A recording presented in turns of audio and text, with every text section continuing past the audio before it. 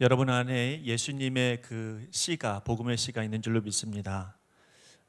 우리가 무엇을 가지고 있느냐, 어떤 마음을 품고 있느냐, 그것이 굉장히 중요한 의미를 가지고 살아갑니다. 우리가 이 땅에 살아가면서요, 얼마나 안 좋은 것들이 우리 마음속 안에 채워넣고 있는지 모릅니다. 오늘도 주님의 은혜가 우리 안에 채워지고 복음이 채워지고 또 성령의 은혜가 채워지기를 간절히 바랍니다.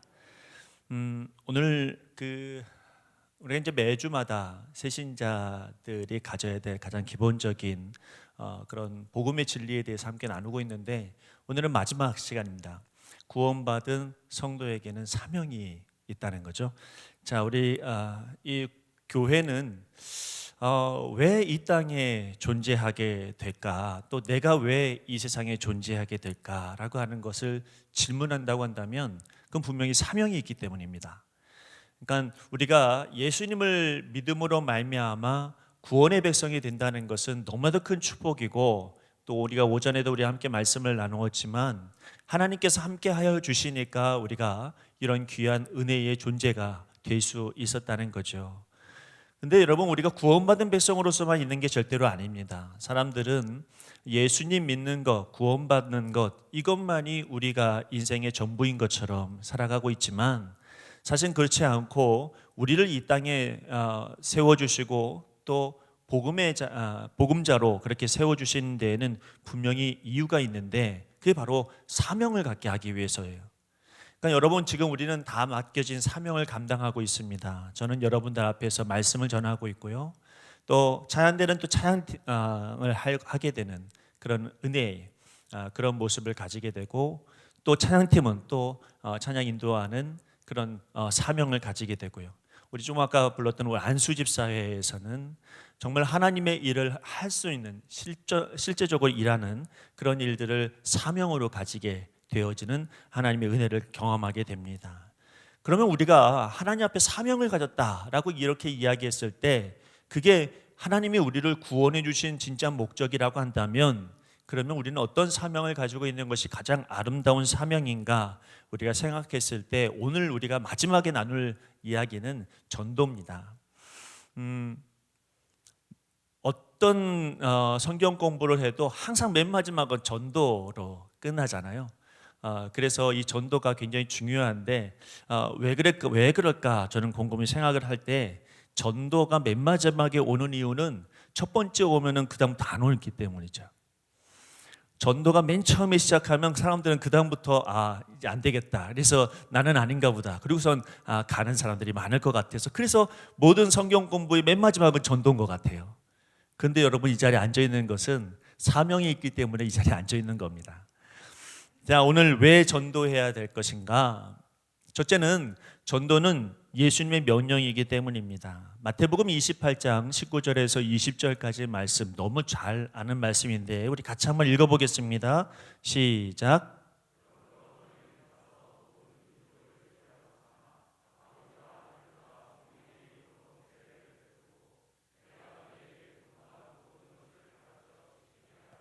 아멘.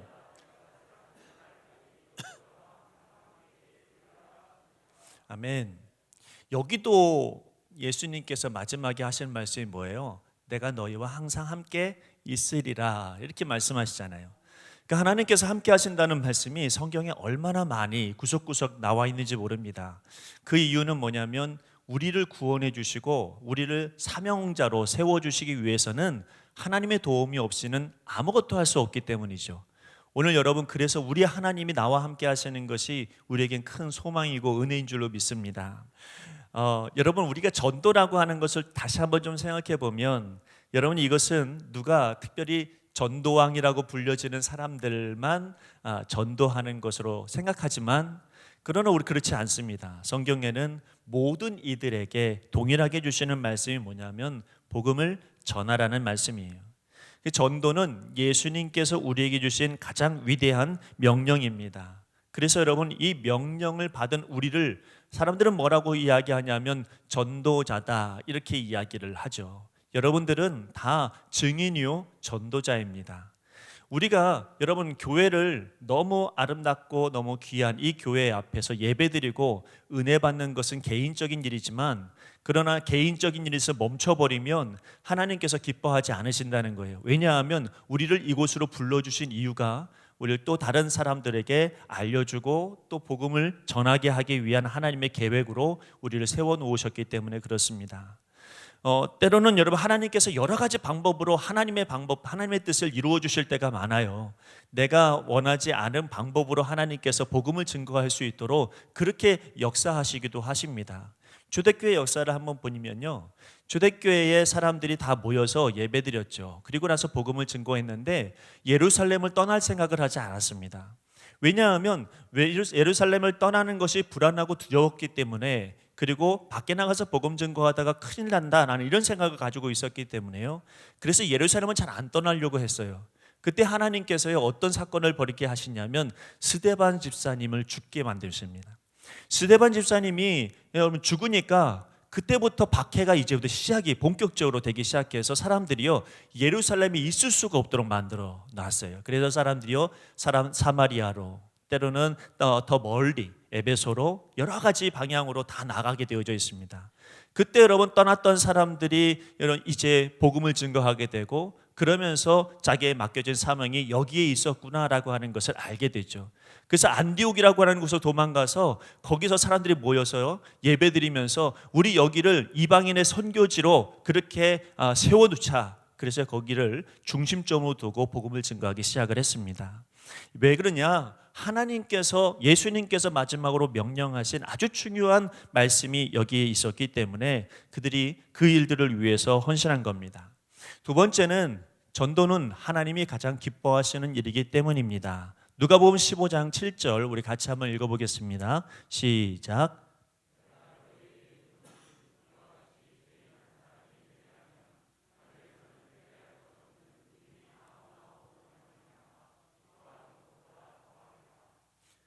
하나님께서 원하시는 것은 한 영혼을 살리시는 것을 하나님께서 원하십니다. 이건 우리 너무 잘 알고 있어요. 그래서 한 영혼 한 영혼이 귀하다는 것을 너무 소중하게 잘 알고 있지만, 그러나 여러분 막상 우리의 삶 가운데 보면 그 한 영혼이 항상 나밖에 없습니다. 다른 사람의 한 영혼 한 영혼을 생각할 것이 아니라 항상 내 영혼부터 생각을 하죠. 그것이 여러분 우리를 항상 이 안에서 가둬둡니다. 오늘 여러분 나만 한 영혼이 아니고 내 옆에 있는 사람도 한 영혼이고 믿지 않는 많은 사람들도 한 영혼이라는 것을 꼭 기억하면서요, 그러면서 그 한 영혼이 돌아오기를 기뻐하시는 우리 하나님을 볼 수 있는 그런 마음이 필요합니다. 잃어버렸던 것들이 다시 하나님께서 회복시켜 주시고, 그리고 잃어버렸던 것들이 다시 돌아오는 것, 이것이 얼마나 우리 하나님을 기쁘시게 하는지를 여러분이 하나님 마음과 내 마음이 같아지면 이것을 절실히 느낄 수 있고, 그것이 큰 은혜로 우리가 받아들여지는 거예요. 제가 그 안내위원 하시는 분들을 가만 보면 언제 가장 얼굴이 밝으냐면 사람들이 올라올 때예요. 그 사람들이 여러분 잘 안 오다가 이렇게 사람들이 자꾸 올라오면 안내위원들이 갑자기 얼굴이 확 바뀌어져요. 그래서 야, 우리 안내위원들이 얼굴이 정말 저렇게 천사 같구나 이렇게 생각이 들 때가 많거든요. 그런데 우리 보니까 우리 전사님이 얼굴이 밝아질 때가 또 있는데 언제냐면 안 나오던 사람이 나올 때 얼굴이 밝아져요. 아니 그냥 얼굴이 찡그리고 별로 그렇게 표정도 별로 없는데 갑자기 얼굴이 달라져. 아, 누가 왔구나. 여러분 어떻습니까? 하나님께서 우리를 보실 때 저 사람이 교회에 나왔어? 저 사람이 어떻게 교회에 나올 수가 있지? 우리는 이렇게 판단할 수 있지만 우리 하나님은 너무 기뻐하시는 거예요. 그 한 사람 때문에, 예수님께서 희생하셨기 때문에, 그 한 사람 때문에 예수님이 죽으셔서, 그래서 여러분 얼마나 사모하고 얼마나 귀하게 여기는지 모릅니다. 세 번째는 전도는 우리가 다른 사람을 위해 할 수 있는 가장 좋은 일이기 때문입니다. 누가복음 16장 27절로 28절 같이 한번 읽어보겠습니다. 시작.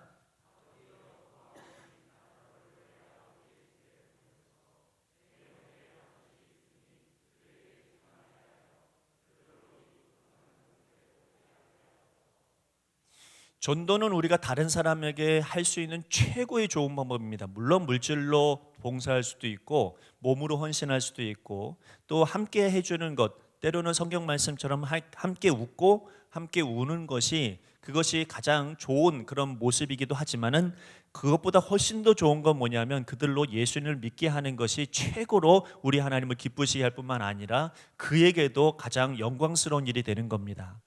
한 영혼 한 영혼이요, 여러분 지옥 갈 만한 사람이 천국으로 움직이는 것은 굉장히 큰 축복이죠. 아주 가난한 사람이 정말 초가집 같은 그런 아주 가난한 집에 있던 사람을 누군가가 큰 돈을 줘서 아파트에 옮겨주면 그게 얼마나 큰 행복이고 큰 기쁨이 되겠습니까? 그 사람에게도 기쁜 일이고 너무 놀라운 일이죠. 우리 하나님께서 우리를 통하여서 지옥에 있는 사람을 여러분 어떻게 해요? 천국으로 인도해 주시는 일을 우리 하나님께서는 사람을 통해서 일하십니다. 그게 바로 저와 여러분인 것을 여러분 꼭 기억하셔야 됩니다. 여러분 사람이요, 우리가 성경 말씀이니까 허물과 죄로 말미암아 죽을 것 같은 이렇게 성경은 말하지 않아요. 허물과 죄로 말미암아 죽었던 우리를 이렇게 말하죠.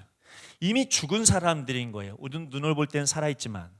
그러나 여러분 주변에 있는 예수님 믿지 않는 사람들은 그 사람은 살아있으나 살아있지 않는 그런 죽어있는 영혼을 가지고 있는 겁니다. 왜냐하면 결말이 뻔하기 때문이죠. 그런데 여러분들이 예수님을 증거하고 알려줌으로 인해서 그 사람이 천국에 가서 우리를 만났을 때 얼마나 행복하고 얼마나 좋아할까요? 우리는 평생을 살아가고 오래 살아도 100살, 오래 살아도 한 200살밖에 안 되잖아요, 우리는. 그렇죠? 그런데 여러분 천국이라고 하는 것은 굉장히 오랜 시간 동안 우리가 있어야 되는 시간이기 때문에 지금은 우리가 잠깐 눈앞에 보이는 것으로 끝내지만 그것으로 판단하지만 나중에 후에 천국에 올라가서 우리가 판단할 때에 복음만큼 소중한 것이 과연 있을까요? 세상에 그 어떤 것도 복음만큼 소중한 것은 없을 겁니다. 그것을 위해서 여러분들이 사용된다는 것은 축복이고 그것은 가장 큰 은혜인 것을 여러분 꼭 기억하셔야 됩니다. 또 하나, 전도는 우리 자신이 복을 받는 길이기 때문입니다. 다른 사람에게도 복을 주지만 나에게도 복을 준다는 거죠. 누가복음 10장 17절 말씀입니다. 같이 한번 읽어보겠습니다. 70인이 기뻐하며 돌아와 이르되, 자, 여기 보니까 예수님께서 70인을 전도하러 보냈어요. 전도하러 보낼 때 보통 여러분 어떤 전도 강사가 다 이야기하지만 똑같이 이야기하는 건 뭐냐면 전도할 땐 반드시 2명씩 보냅니다. 왜냐하면 한 명이 보내면 혼자 가다가 홀라당 넘어질 수 있으니까. 그래서 옆에 있는 사람이 항상 도와주라고 2명씩 보냈는데 예수님도 그 방법을 썼죠. 2명씩 보내서 거기서 복음을 증거하고 말씀을 선포하고 예수님을 알려주고 그렇게 일을 하다가 보니까 병든 자가 낫게 되고 아주 신기한 일들을 그가 경험하고 예수님께로 돌아옵니다. 돌아와서 그들이 하는 얘기가 뭐냐면 주님의 이름이면 귀신들도 다 벌벌 떨었습니다. 이렇게 이야기를 했죠. 이게 무엇이냐면 전도라고 하는 것은 귀신이 떨만한 일이란 얘기죠. 전도라고 하는 것은 그것은 하나님을 체험하는 그런 시간들이 되어집니다. 오전에도 우리가 말씀을 나누었지만 하나님의 임재를 경험하는 것은 결국 뭐냐면 말씀을 늘 묵상하고 말씀을 입에 새기고 말씀 가운데 살아가는 것, 지켜 행하는 것, 이것이 바로 하나님이 지금 나와 함께 하시는구나 이걸 느낄 수 있게 해주는 하나님의 방법인데, 그런 사람들이 가지고 있는 아주 자연스러운 건 뭐냐면 이것을 다른 사람들에게 계속 알려주게 되더라는 거예요. 여러분 전도해 보신 분들은 아시겠지만 전도하다가 보니까 하나님께서 역사하시는 것이 보여요. 전도하다가 보니까 하나님께서 능력을 발휘하시는 것이 그때 보이게 될 때가 많습니다. 전도하다 보니까 마귀들이 어떻게 역사하는지가 보여요.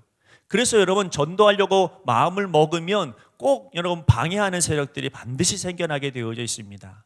여러분 복음은 가장 복된 일이고 가장 축복된 일이기 때문에 마귀가 가장 시샘을 하고 넘어지게 만들어요. 그래서 여러분 영적 전쟁의 현장은 어디냐면 우리가 복음 증거하는 바로 그 자리입니다.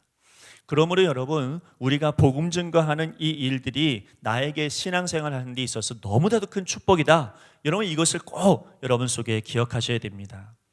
자, 이제는 그러면 전도가 무엇인지 그걸 좀 우리가 알았으면 좋겠는데요. 자, 전도란 무엇인가?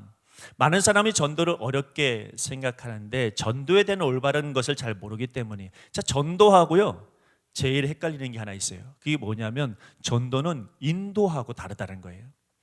인도는 교회로 데리고 오는 것을 인도라고 해요. 그래서 인도자 이렇게 이야기하죠.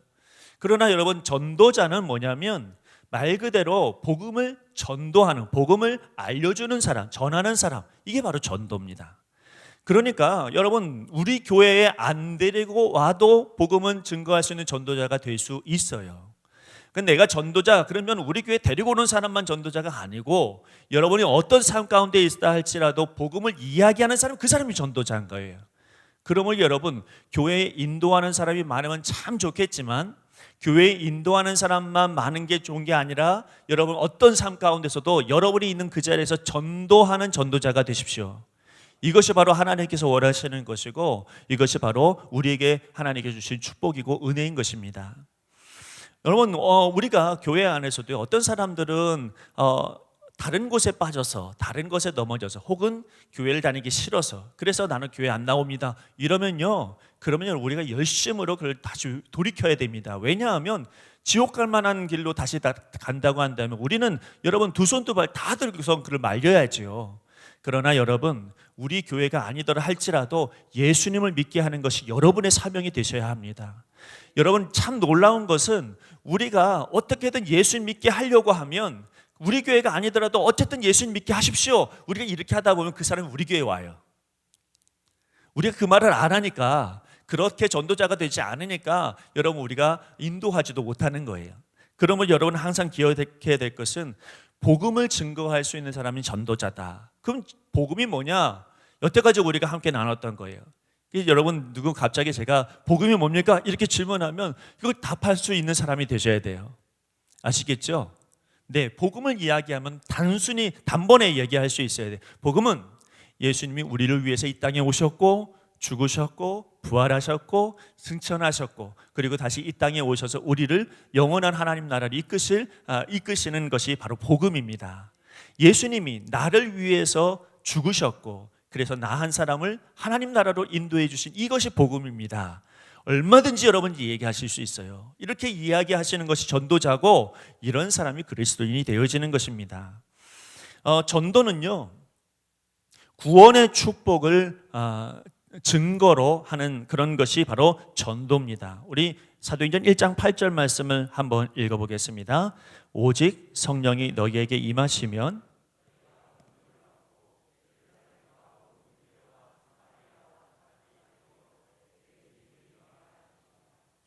자, 여러분, 이 말씀은 우리가 알고 있는 것처럼 예수님께서 승천하시기 직전에 제 아들을 모아놓고 말씀하신 거잖아요. 근데 여기 아주 중요한 의미가 있어요. 이게 왜 사도행전 1장 8절일까? 여러분, 사도행전 전체는요, 여기 나와 있는 말씀대로 하나님의 역사가 이루어집니다. 오직 성령이 너희에게 임하시면 너희가 권능을 받고 예루살렘과, 지금 그들이 어디 있어요? 예루살렘에, 온 유대와 사마리아와 땅 끝까지 이르러 내 증인이 되리라. 그래서 여러분, 사도행전은요, 처음에는 예루살렘에 있었던 내용만 씁니다. 그리고 나서 유대로 퍼져가서 거기서 있는 일들을 베드로를 통해서 쓰시죠. 그 다음에 이제 바울을 통해서 쓰는 일이 뭐냐면 사마리아와 땅 끝까지 이르러, 그 말씀들이 사도행전 말씀에 정확하게 이루어지고 그것을 요약한 게 사도행전 1장 8절이에요. 이 말씀대로 하나님께서 진행해 주신다는 겁니다. 자, 근데 중요한 건 뭐냐면, 여기서 전도라고 하는 것은 그들이 어떻게 전도했을까?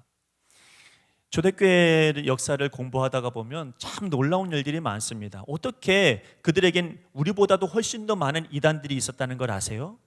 지금보다도 훨씬 더 무서운 이단들이 그 당시에도 굉장히 많았고요. 그들에게는 이단만 있었습니까? 그들에게는 핍박도 있었죠. 그들은 한번 예배당이 걸리기만 하면 예배당 안에 있는 모든 사람들이 다 죽었어요. 지금만 여러분 교족부가 있는 게 아니고 그 당시에도 교족부가 있었어요. 그래서 이 교족부만 한번 뺏기면 끝나는 거예요. 근데 그 교족부를 굳이 써야 될 이유가 뭘까? 도대체 교족부를 안 쓰면 되지 않을까? 그런데 참 신기한 건 그들은 교족부를 계속 썼어요. 왜냐하면 세례받은 사람, 하늘의 명부를 기록하는 것이 그들에겐 큰 축복이었거든요. 그래서 여러분, 늘 그 교육부에 이름을 썼고, 그리고 나서 그 복음을 증거했어요. 복음을 증거하기가 쉽지 않은 그런 상황인데도 불구하고 그들은 삶으로 증거했어요. 왜냐하면 그것이 바로 하나님의 뜻이고 예수님의 뜻이었기 때문에. 그래서 여러분, 초대교회는 굉장히 부흥하게 됩니다. 도대체 어떻게 복음을 증거했을까? 그것은 한 가지, 하나님께서 내게 역사해 주신 것을 말해 주는 거예요. 복음을 이야기하는 것도 있겠지만 더 중요한 건 뭐냐면, 복음으로 말미암아 내 삶이 바뀌어진 것을 알려주는 것이, 그것이 가장 큰 전도의 방법 중에 하나입니다. 물론 우리는 노방 전도를 하고 그렇게 여러 가지 전도를 하지만, 그러나 요 근래에 가장 큰 전도 방법은 뭐냐면 여러분의 삶으로 전도하는 겁니다. 여러분이 있는 그 자리에서 내 삶 속에 임재하시는 하나님의 은혜가 얼마나 큰 축복인지 그것을 여러분 우리가 알려주고 고백하는 것, 이걸 우리는 뭐라고 하냐면 간증이다, 이렇게 이야기하죠. 간증이 거창한 게 아닙니다. 여기 나와서 막 간증하고 이런 것만 간증이 아니에요. 여러분 삶 가운데 내게 오늘도 나에겐 큰 하나님께서 은혜 주셔서, 이 한마디가 간증입니다. 여러분의 삶 속에서 이런 것들이 보여줄 수 있는 사람은 어떤 사람이냐면, 하나님께서 나와 함께 하시는 걸 매일 경험하는 사람이 이런 일을 할 수 있습니다. 오늘 여러분들이 그런 은혜를 경험해서 여러분 하나님 앞에 구원의 축복을 온전히 많은 사람들에게 알릴 수 있는 그런 우리가 되기를 바랍니다. 자, 이제 전도하기 위해서 필요한 게 뭐냐? 기억해야 될 것이 있습니다. 첫 번째는 하나님께서 전도자와 함께 계신 것을 어떻게 해요? 확신해야 된다는 거예요. 이건 우리가 오전에도 우리 함께 말씀을 나누었지만, 우리 강하고 담대하게 하는 방법은 딱 하나밖에 없다고요. 하나님께서 나와 함께 하시는 것을 믿는 거예요. 그것만큼 최고의 방법이 없어요. 어딜 가든지 여러분은 우리가 강하고 담대할 수 있는 것은 상황이 바뀌고 또 환경이 바뀌고 사람이 바뀌고, 이것 때문에 여러분 우리는 흔들릴 수 있지만 하나님 안 바뀌어요. 아멘. 우리 하나님, 그래서 어떤 하나님? 신실하신 하나님, 어디든지 무소부재하신 하나님, 어디든지 계신 하나님. 그 하나님께서 여기만 계신 하나님이 아니라 멀리도 계시고, 그래서 여러분 시편 기자가 뭐라고 합니까? 다윗이 뭐라고 해요? 바다 끝에 거한다 할지라도 거기도 하나님 계시더라는 거예요. 여러분, 우리 그 하나님께서 나와 함께 계시는 것을 믿는 겁니다. 그래서 여러분 마태복음 28장 20절에 다시 한번 우리 읽어볼까요? 예수님께서 이렇게 말씀하시죠. 내가 너희에게 분부한 모든 것을 가르쳐 지키게 하라. 볼지어다 내가 세상 끝날까지 너희와 항상 함께 있으리라 하시니라. 아멘. 제가 금요일 날 설교하면서 이런 말씀을 함께 한 적이 있습니다. 어떤 말씀을 했냐면, 우리 하나님께서 말을 해놓으시면 책임은 하나님이 지시더라. 여러분 믿으십니까? 이 말씀 누가 했어요? 예수님이 해주신 말씀이에요. 누구의 말을 통해서 하신 것도 아니고 예수님이 하신 말씀이에요. 그 예수님 뭐라고 하냐면, 세상 끝날까지 너희와 항상 함께 있으리라. 우리 하나님 우리를 포기하지 아니하시고 어디든지 거기 계시는 하나님, 우리 하나님께서 동행하시고 인도해 주신다고 이렇게 말씀하고 있습니다. 전도할 때 여러분 혼자 아닙니다. 전도할 때 내 옆에 있는 사람에게 그냥 이야기하는 거지만 단 둘이 있는 것이라고 생각하지 마십시오. 거기에 하나님 계십니다. 그 하나님께서 여러분에게 말할 수 있는 권세도 주시고, 말할 수 있는 거리들도 우리에게 계속해서 주시고, 전혀 생각하지 못했던 말씀들이 떠오르기도 하고, 얼마나 우리가 하려고 하는 마음만 있으면 하나님께서 부어주시는 은혜가 우리에게 있는 거예요. 자, 또 하나, 전도 대상자를 위해서 우리는 기도해야 됩니다. 고린도후서 4장 4절 말씀 같이 읽어봅니다. 시작. 그 중에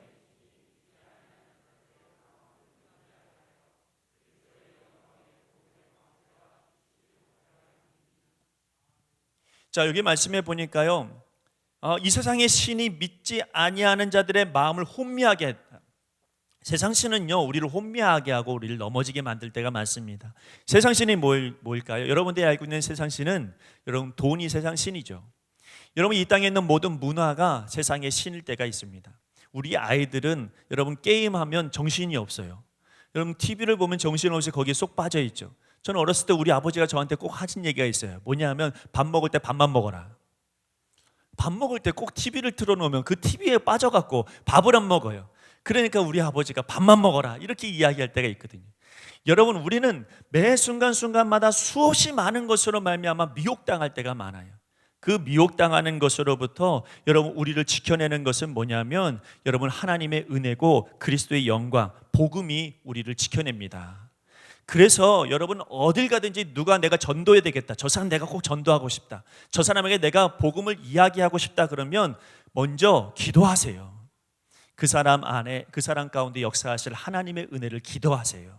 하나님께서는 못하실 것이 없는데 우리 미리 짐작하지 맙시다. 미리 계산하지 맙시다. 저 사람은 안 돼, 저 사람은 복음을 증거할 수 없어, 내가 말하면 난리 날걸, 여러분 이렇게 생각하는 것 자체가 미혹당하는 거예요. 우리 하나님 앞에 기도하고 그리고 기도한 다음에 강하고 담대한 마음을 가지고 있을 때 그때 입술을 열어서 말 한마디만 해도 우리 하나님께서 기적의 역사를 일으켜 주실 수 있습니다. 세 번째는 전도 대상자를 사랑으로 섬겨야 된다는 겁니다. 베드로전서 3장 1절 말씀입니다. 같이 읽겠습니다. 시작. 아내들아 이와 같이 자기 남편에게 순종하라. 이는 혹 말씀을 순종하지 않는 자라도 말로 말미암지 않고 그 안에 행실로 말미암아 구원받게 하려 함이니라. 무슨 얘기냐면 여러분 누가 말로 구원받는 게 아니라 그 사람의 행실로 말미암아 예수님 믿게 된다는 거예요. 내 남편을 전도하고 싶은데 내 남편은 죽었다 깨어나도 교회 나올 사람이 아니야. 그런데요 여러분 기도하시고 오히려 섬기는 자세로 사랑으로 그를 대하면 어느 순간 그의 입술을 통해서 여러분 교회에 나오는 그런 나오게 되어지는 그런 은혜가 임하기도 합니다. 옛날에 그 아버지 학교라고 하는 게 한참 유행인데 요즘은 잘 안 하는 것 같더라고요. 아버지들을 우리나라의 아버지가 바뀌어야 된다고. 그래서 어떤 부인이 남편을 좀 바꾸기 원해서 그래서 남편을 강제로 그냥 아버지 학교에 집어넣은 거예요. 나오지 못하도록 밖에서 문에서 딱 기다리고 있고 남편이 나오면 다시 들어가라고 막 계속 그러면서 이야기했는데 그 남편이 그곳에서 변화되어지는데 왜 변화됐냐라고 물으니까 자기 아내가 여기 나오게 하려고 자기를 위해서 엄청 헌신하더라는 거예요. 일주일 동안 계속 헌신하니까 이 여자 봐서라도 내가 나가야 되겠다 이렇게 생각해서 나왔다는 거죠. 그래서 예수님 믿었대요. 믿거나 말거나. 그러나 여러분 중요한 건 여러분 우리가 사랑을 베푸는 게 사랑이 전도예요. 그 성경 말씀을 여러분 다 탈탈 털면 뭐 하나 나옵니까? 사랑이 나옵니다. 예수님이 우리를 사랑하신 사랑. 그러므로 우리가 예수님 믿습니다. 예수님 전합니다. 예수님이 이렇게 우리를 사랑하셨습니다. 예수님의 복음을 우리가 증거하면서 우리는 사랑이 없으면 그 복음은 가짜예요. 내 입술에서 나오는 모든 말들은 다 가짜가 돼요. 예수님을 가짜로 만들지 마시고 복음을 가짜로 만들지 마시고 여러분의 하나님 앞에 섬기는 그 헌신을 가짜로 만들지 마세요. 여러분들이 가정에서는 어디에서나 사랑으로 베풀고 사랑으로 나누면 그것이 여러분 예수님의 얼굴이 되어지는 것입니다. 자, 마지막은요 성령으로 충만함을 받아야 됩니다. 자, 여기 그 말씀해 보니까요 오직 성령이 너희에게 임하시면 너희가 권능을 받고 예루살렘과 온 유대와 사마리아와 땅끝까지 이르러 내 증인이 되리라. 우리 하나님께서 우리 예수님께서 우리를 전도자로 증인자로 간증자로 세워주시기 위해서는 그것은 먼저 우리 하나님이 도와주시지 않으면 절대로 불가능한 일이에요. 교회 부흥은요 목사가 설교 잘한다고 되는 게 아닙니다. 교회 부흥은요 우리들이 열심히 예배 잘 드린다고 되는 것 아닙니다. 여러분 여기에 성령님이 역사해 주시면 그러면 말씀의 은혜가 되는 거고요 성령님이 역사해 주시면 예배가 풍성해지는 겁니다. 내 인생을 바꾸고 싶으면 그러면 여러분 내가 노력해서 되는 게 아니고 성령 충만함을 위해서 기도하십시오. 내 자녀가 잘 되기를 원한다면 여러분 성령 충만함을 위해서 기도하십시오. 성령님께서 내 자녀와 내 삶 가운데 모든 것을 인도해 주시는 거예요. 여러분 이걸 잊지 마십시오. 전도할 때도 마찬가지입니다. 어떤 누구를 만나도 위축되어지는 이유는 뭐냐면 내가 성령 충만하지 않기 때문이죠. 성령 충만한 사람은 어떻게 저렇게 담대하지 할 정도로 담대하게 말을 전하고 담대하게 사랑을 실천하는 사람들입니다. 오늘 여러분들이 이와 같은 성령 충만함을 간절히 사모하는 하나님의 사람들이 되시기를 간절히 바랍니다. 기도하겠습니다. 하나님 아버지, 오늘도 우리가 믿음으로 나아가길 원합니다. 우리 마음 가운데 이미 하나님께서 사명을 위해서 부르신 것을 기억하게 하여 주시옵소서. 주님께서 우리를 부르셨사오니 이제 우리를 사용하여 주옵소서. 말만 하지 않고 행함으로 하나님의 사랑을 실천할 수 있도록 인도하여 주시옵소서. 주님을 바라보며 오늘도 믿음으로 선포되고 믿음으로 나아가길 소망하고 거룩하신 예수님의 이름으로 기도드립니다. 아멘.